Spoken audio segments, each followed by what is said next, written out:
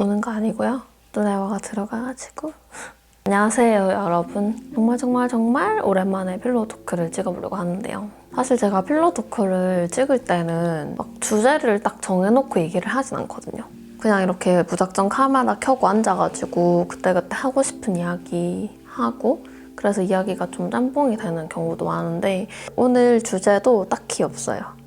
이 영상의 제목이 뭐라고 올라가게 될지는 모르겠지만 저 가끔 가다가 진짜 문득 완전 까먹고 있었던 일들이 기억이 탁 날 때가 있거든요. 뭐 어렸을 때 일들이라든지 그런 것들이 기억이 막 확 떠오를 때가 있는데 그 중에서도 자주 떠오르는 기억들이 몇 개가 있어요. 저는 지금 계속 만나는 친구들이 거의 대부분 고등학교 친구들이 많아가지고 고등학교는 별로 그런 생각이 안 드는데 진짜 가끔씩 가다가 유치원 때부터 뭐 초등학교, 중학교 때까지 그때 친하게 지냈던 친구들이 가끔 생각이 날 때가 있어요.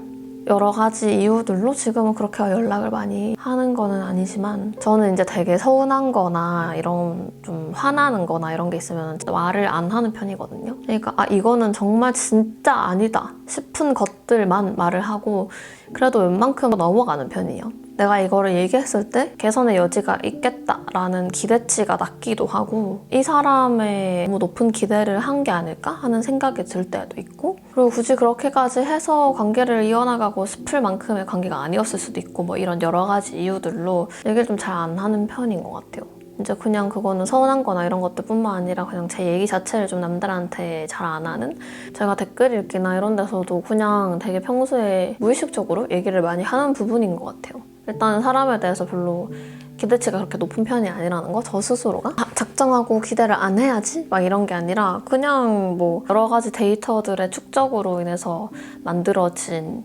성향이라 그래야 되나? 말이 조금 이상하긴 한데 아무튼 그냥 기대하게 되면 반드시 실망하게 되잖아요. 어쨌든 저는 모든 인간관계 사이에서 상대방에 대한 기대가 아예 없을 순 없다고 생각하거든요. 어쨌든 어느 정도의 기대가 바탕이 돼야지 그 관계가 만들어지는 것도 있고, 친구를 사귈 때도 내가 얘랑 만나면 뭔가 정신적으로, 감정적으로 공감이나 지지를 굉장히 많이 받고 나는 거기서 만족감을 느껴. 그런 것들이 마음에 들면은 뭐 친구가 되기도 하고 자연스럽게 가까워지기도 하고 그런 거잖아요. 그게 일종의 상대방한테 하는 기대 가 될 수도 있다고 저는 생각을 하는데, 그러니까 어느 정도의 적당한 수준의 기대가 있는 거는 너무나도 당연한 거지만 그 기준이 점점 높아지는 때가 분명히 있더라고요. 내가 상대방한테 좀 초반에 기대했던 것들이, 그런 수치들이 잘 충족이 됐을 때, 잘 채워졌을 때 그게 다음번에 점점 더 높아지게 되는 것 같아요. 제가 생각하기엔. 뭐 친구들을 대할 때도 그렇고 일을 하면서 만나는 사람들도 그렇고 그냥 누구를 만나든 어떤 사람들이든 간에 기대치를 너무 지나치게 높게 가져가지 않으려고 엄청 의식적으로 저는 노력을 하는 편이거든요. 스스로한테 되게 많이 질문을 하는 것 같아요. 내가 지금 서운함을 느끼는 이 지점이 정말 객관적으로 서운한 게 맞는지, 내가 서운함을 느낄 만한 부분인지, 내가 혹시 이전보다 이 사람에게 더 큰 기대를 하고 있는 게 아닌지. 이게 또 누군가 보면 사람이 당연히 관계가 깊어지고 그러면서 기대치가 높아질 수 있는 게 당연하지 않냐라고 생각하시는 분들도 있을 것 같아요. 저도 그렇다 생각하거든요. 기대치는 어쨌든 계속 커질 수밖에 없으니까. 우리가 막 처음에 자취를 시작하면 보통 조그만한 방에서 시작을 하잖아요. 그 다음 집은 조금 더 넓은 원룸으로 가고, 조금 더 넓은 분리형 원룸으로 가고, 그 다음엔 뭐 투룸으로 가고 쓰리룸으로 가고, 집이 점점 이사를 할 때마다 좀 평균적으로 막 확 작아지거나 그러진 않잖아요. 그 이전과 비슷한 수준의 집을 가거나 아니면 조금 더 넓은 집으로 가거나, 이사를 할 때 좀 더 넓은 집으로 이사를 가면은 처음에는 다들 그렇게 생각하잖아요. 내가 이번에는 미니멀로 살아보겠다, 깔끔하게 살아보겠다 하면서 물건들도 많이 최대한 안 사려고 하고 오래된 것들도 막 버리고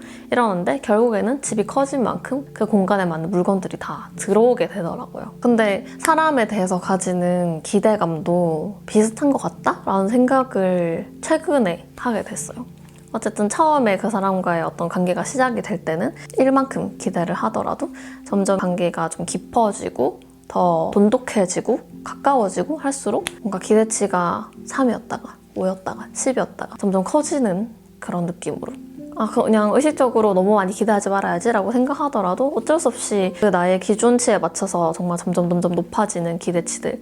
정말 이게 진짜 이사하는 거랑 너무 비슷하구나 라는 생각이 딱 들더라고요. 집도 한 번씩 대청소를 하잖아요. 집에 있는 물건들, 오래된 옷들도 싹 정리하고 안 쓰는 물건들도 당근마켓에서 팔거나 필요한 사람한테 주거나 물건들을 좀 싹 정리하고 열심히 닦고 쓸고 막 그런 과정들이 있듯이 저는 그런 기대하는 마음도 어느 정도의 정비가 필요하다고 생각이 들었어요.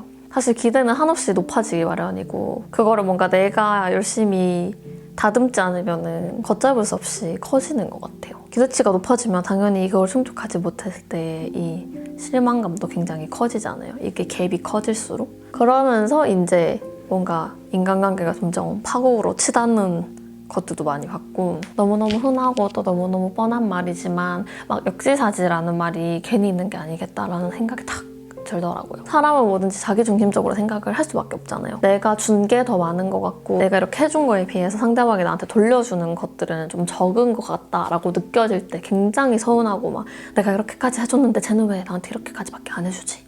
막 이런 생각이 들 수 있잖아요. 그래서 그럴 때 이제 항상 좀 상대방과 나의 입장을 바꿔서 생각을 해보려고요. 내가 뭔가 저 사람의 상황이었다면 그 사람의 물론 모든 환경이나 상황을 다 알 수는 없겠지만 내가 이 사람의 입장이었다면 이 사람이 지금 나한테 해주는 것만큼 내가 할 수 있을까? 하는 생각들도 해보고 나라면은 여기서 어떻게 했을까? 하는 가정들을 해볼 때 나의 입장에서는 또 서운하게 느꼈던 상대방의 행동이 알고 보니까 그게 일종의 배려였다라고 느껴질 때도 있고 그러면서 좀 이해도 하고 어느 정도 기대치를 낮춘다기보다는 그 적정선을 유지를 하게 되는 것 같아요.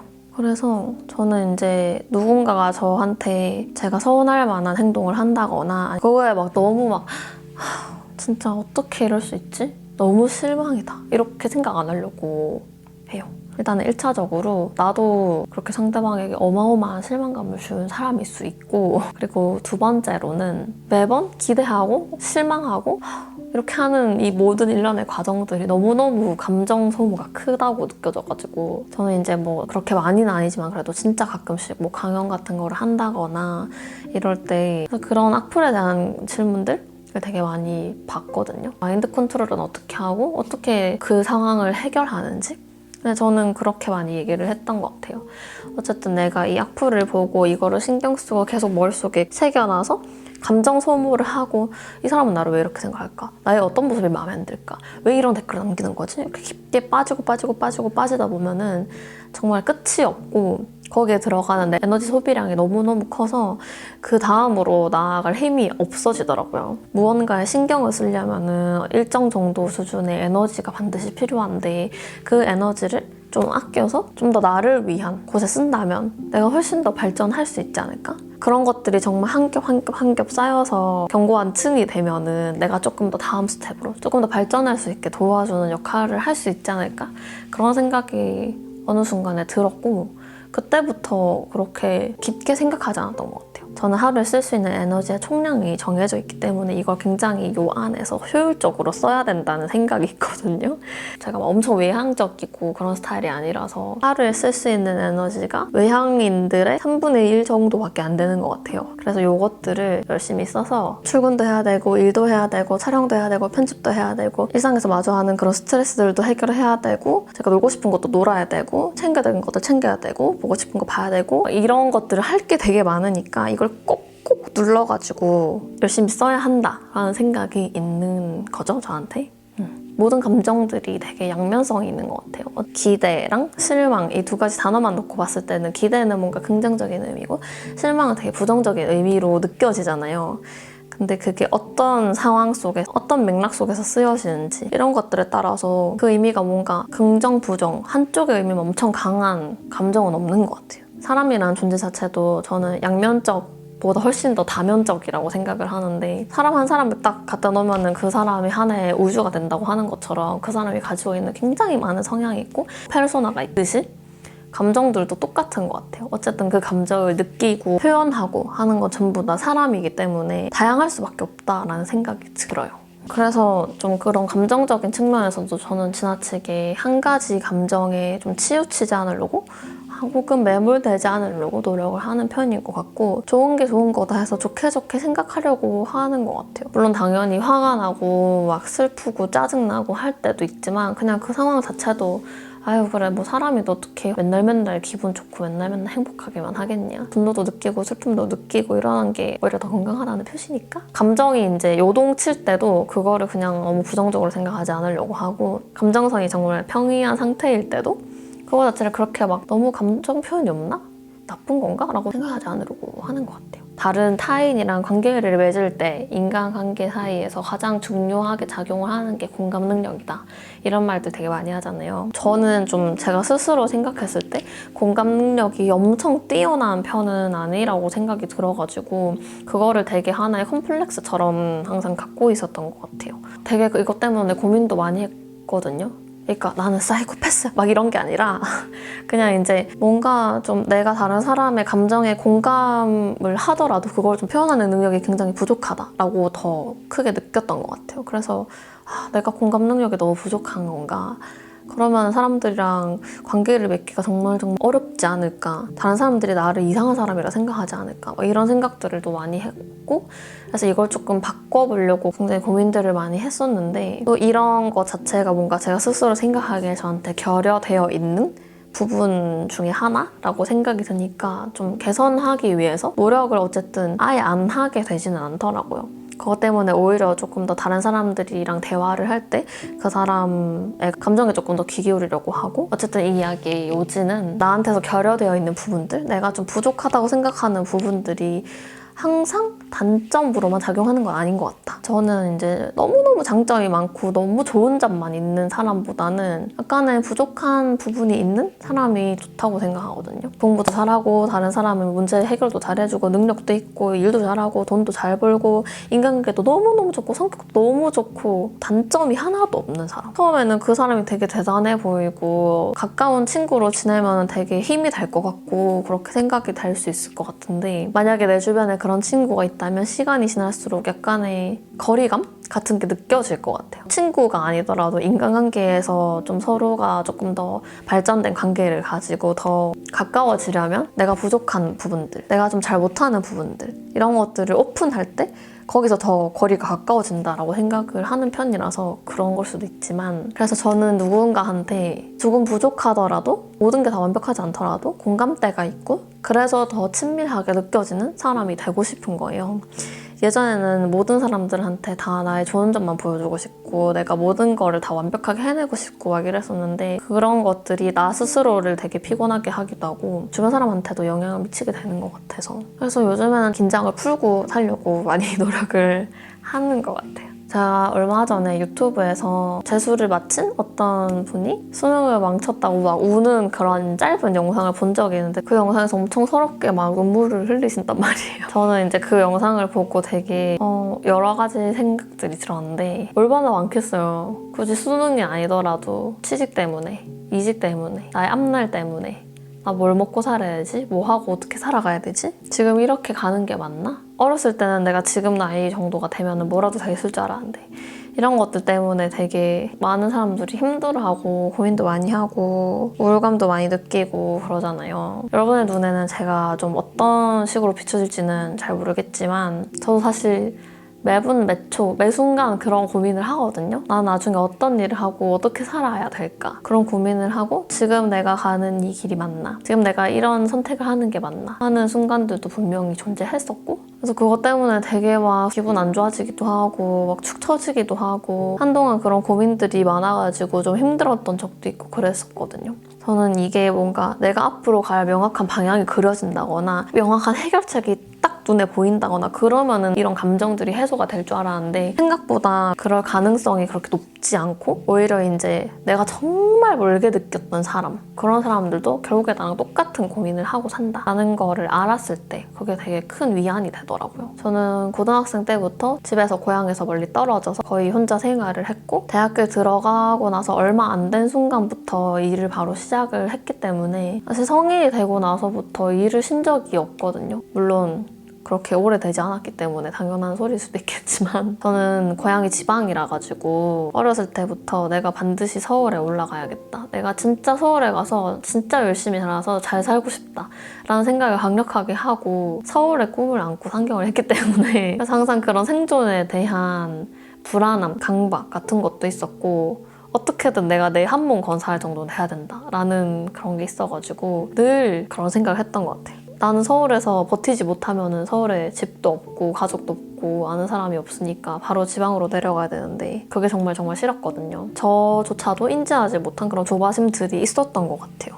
지금 생각했을 때는 시간이 지나면은 되게 안정적으로 변하겠다라는 막연한 기대감이 있었는데 막상 그렇지도 않은 것 같더라고요. 지금도 여전히 그런 고민들을 하고 있고 그래서 좀 의식적으로 더 여유롭게 생각하려고 하고 있어요. 지금까지 계속 치열하게 고민하며 살아왔는데 앞으로 사람이 뭐 하루아침에 갑자기 그냥 변하지 않듯이 앞으로도 뭔가 이러고 살 것 같은 거예요.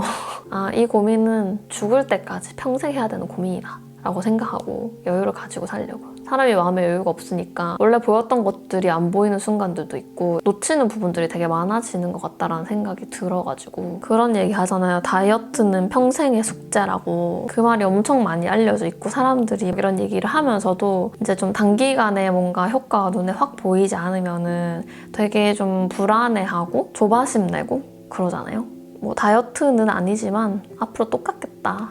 평생 해야 되는 고민이라는 거를 진짜 곰곰이 생각해보면 나는 잘 알고 있는데 지금 당장 이 나이에 반드시 이뤄야겠다라는 욕심 때문에 그리고 그런 주변 사람들은 뭔가 나만 빼고 저 앞에 이렇게 막 뛰어가는 느낌 거기서 오는 불안감 때문에 나는 나의 페이스에 맞춰서 천천히 조금 여유를 갖고 가면서 차근차근히 그 길을 다져가야 되는 그런 사람인데 내가 그거를 모르고 너무 주변 사람들, 현 시대의 흐름 이런 거에 마음을 빼앗기고 있지 않나. 그래서 그렇게 생각하니까 엄청 마음이 편해지면서 마음이 편해지니까 여유도 생기고 여유가 생기니까 확실히 일상 속에서 의욕도 생기더라고요. 뭐 어차피 뭐 평생 고민하는 건데 지금 열심히 고민해서 뭐해? 그냥 지금 즐겨. 막 포기해 이런 느낌이랑 좀 다른 것 같아요. 저는 이제 막 예전에 올렸던 영상들을 자주 보거든요. 그때가 생각나서 볼 때도 있지만 특히 겟레디나 필로우토크 같은 데서는 제가 이런 좀 얘기를 많이 했기 때문에 과거에 나는 이 상황에서 어떻게 생각했었지? 예전에 내가 이거를 어떤 관점에서 바라봤지? 그런 생각으로 보는 게 더 많은 것 같아요. 그리고 생각보다 그렇게 봤을 때 과거에 내가 했던 생각이나 이야기들에 좀 깜짝 놀라게 되는 순간들도 있고 그것들을 보면서 나 이렇게 생각했었지? 그때는 이 문제를 이렇게 대했었는데 지금은 왜 그렇게 하지 못할까라고 생각을 하게 되는 부분들도 있고 그러면서 이제 좀 그런 문제 상황들이나 저의 불안감이나 이런 것들이 좀 해소되는 경험들도 있었고 일기를 쓰라고 하는 거랑 비슷한 맥락인 것 같아요. 그 당시에 내가 생각했던 것들, 내가 말했던 것들 어떤 형식을 통해서든 그런 것들의 기록을 남겨두는 게 이게 진짜 중요하구나 라는 생각을 하게 됐습니다. 그래서 사실 오늘 이 필로우 토크를 찍어야겠다 라고 생각을 했던 것도 있는 것 같아요. 어쨌든 안 찍은 지 오래되기도 했지만 2021년에 나는 어떤 생각을 가지고 있었고 이걸 어떤 식으로 표현을 했고 이런 특정 문제들이나 대상을 바라볼 때 어떤 관점으로 바라봤었는지를 좀 남겨두고 싶어서 사실 이 필로우 토크 컨텐츠를 여러분이 좀 좋아하시는 분들도 많이 계시지만 저 스스로한테도 굉장히 의미가 있는 컨텐츠라는 생각이 들어요. 좀 말을 하면서 머릿속에 이렇게 막 흩어져 있던 되게 어지럽고 복잡한 개념들을 싹 정리를 하게 되는 기회가 되기도 하고 좀 관점이 정립되기도 하고 아무튼 오늘도 이렇게 뒤죽박죽 아무 얘기나 해봤는데요. 댓글로 여러분의 생각도 많이 나눠주시면 감사하겠고요. 오늘 영상 마음에 드셨으면 좋겠습니다. 그럼 이제 시간이 늦었기 때문에 저는 자러 갈 거고요. 여러분들도 좋은 밤 되시고 또 내일 하루도 만족스러운 삶 꾸려가시길 바랄게요. 저희는 그러면 다음 영상에서 다시 만나도록 합시다.